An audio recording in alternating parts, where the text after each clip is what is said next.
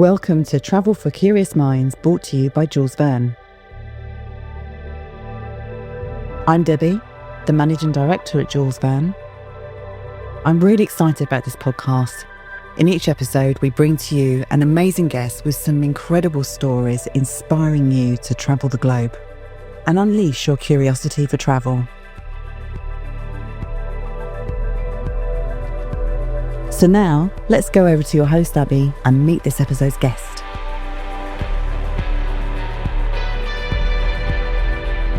Hello and welcome to another Quickfire mini episode. I am sitting with the amazing Eleanor Mills. And Eleanor, I am about to quickfire some questions at you off the back of our main episode, all about travel and your experiences. So are you ready for this? I'm ready. Okay, so my first question is, what is your number one travel destination and why is it that number one spot? Would have to be Jamaica. I just think it's the most beautiful place on earth. If I close my eyes, I can see sun coming through ginger flowers and tropical forest kind of lit up, and in the background, turquoise reefs and kind of, white waves and golden sky. I just love Jamaica. I love the people. I love the food. I love the fun. It's magic. If you haven't been, I highly recommend it. I love that. Closing my eyes, I can imagine myself there with you. So thank you so much for that. If you could only eat one country's cuisine for the rest of your life, what country would that be? Japanese. Why?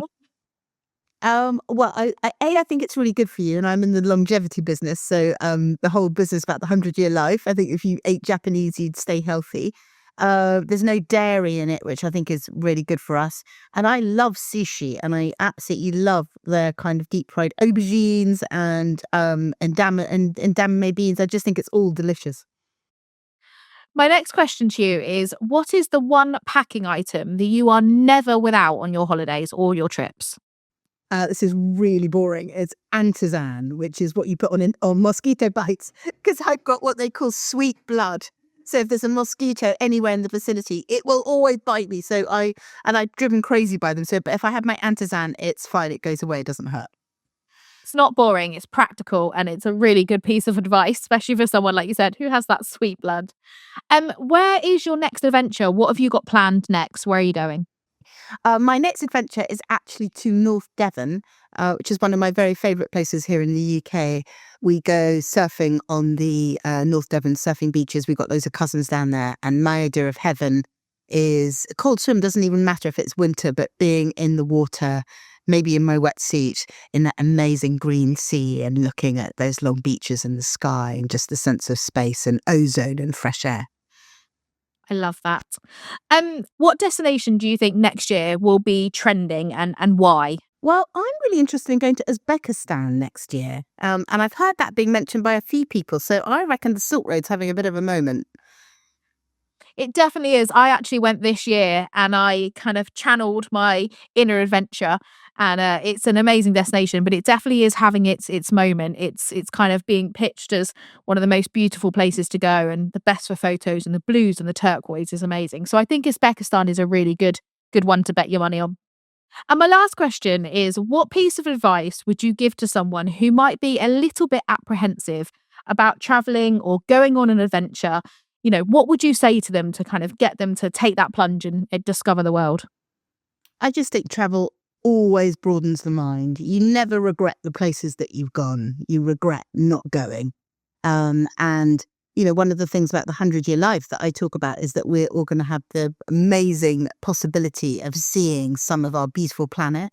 And I also think that as things like climate change and the and nature and stuff is being degraded by our impact, that actually kind of going and seeing some of that for ourselves is incredibly important in realizing that we all live on a tiny and beautiful planet, and we're all connected and we're all in this together, and we can't think that the effects of our actions don't have consequences. So I also think that travel broadens the mind in that way and hopefully makes us better people.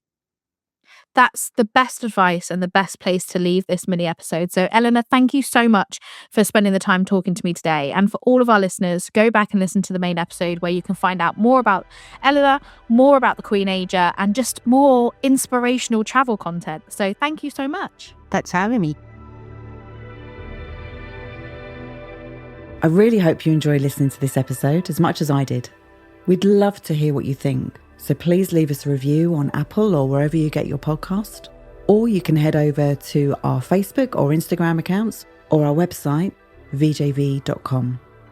And don't forget, our episodes alternate between full-length conversations and short, sharp chats. So to make sure you don't miss out, subscribe now to get those episodes in your inbox as soon as they launch.